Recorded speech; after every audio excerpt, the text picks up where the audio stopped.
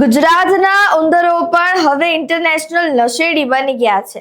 આ દાવો અમે નથી કરી રહ્યા, પરંતુ સીએજી એટલે કે કમ્પ્ટ્રોલર એન્ડ ઓડિટર જનરલના લેટેસ્ટ રિપોર્ટમાં એવો ચોંકાવનારો જવાબ આપવામાં આવ્યો છે, જે સાંભળીને તમે પણ આવું જ કહેશો। શું છે સમગ્ર ઘટના, વિગતે ચર્ચા કરીએ। નમસ્કાર, આપ જોઈ રહ્યા છો ચક્રવાત ન્યૂઝ। હું છું આપની સાથે નિધિ।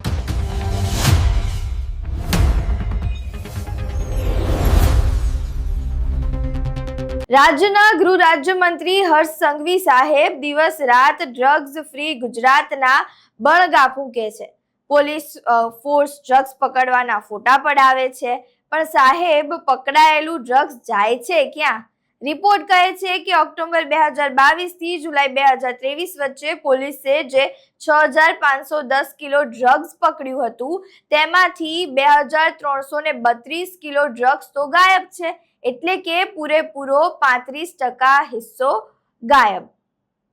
જ્યારે સરકારી બાબુઓને પૂછવામાં આવ્યું કે આટલો મોટો જથ્થો ગયો ક્યાં, ત્યારે ગૃહ વિભાગે જે જવાબ આપ્યો છે એ સાંભળીને તમે પણ માથું ખંજવાળતા થઈ જશો।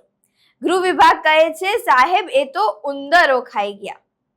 વાહ રે પોલીસ, વાહ રે સરકાર। સામાન્ય માણસના ખિસ્સામાંથી 100 ગ્રામ ગાંજો પકડાય તો તમે આખી જિંદગી જેલમાં સડાવી દો છો, અને તમારી કસ્ટડીમાંથી 2300 કિલોથી વધુ ડ્રગ્સ ઉંદરો ઝાપટી ગયા।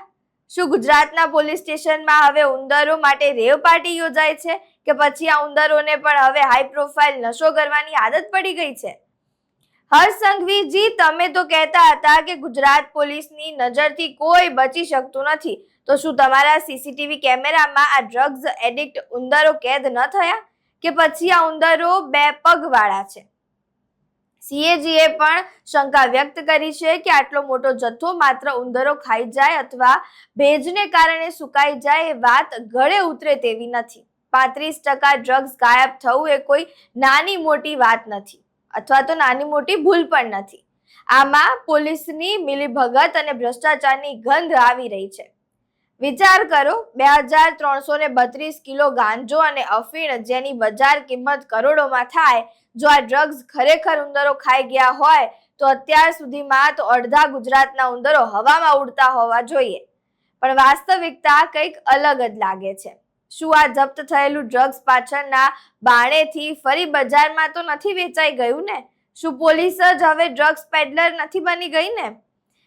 વિધાનસભામાં ધારાસભ્યો પણ આંકડો જોઈને ચોંકી ઉઠ્યા છે। સરકાર કહે છે કે ભેજને કારણે વજન ઘટ્યું છે।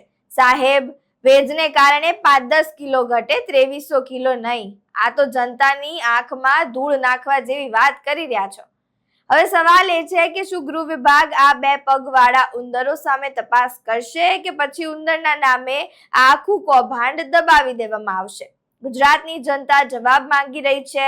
ડ્રગ્સ ઉંદરોએ ખાધું, કે પછી કોઈ મોટા માથાઓએ કરોડોના વહીવટ કરી નાખ્યા છે? આ મામલે તમારું શું મંતવ્ય છે? શું તમને લાગે છે કે ઉંદરો આટલું બધું ડ્રગ્સ ખાઈ શકે?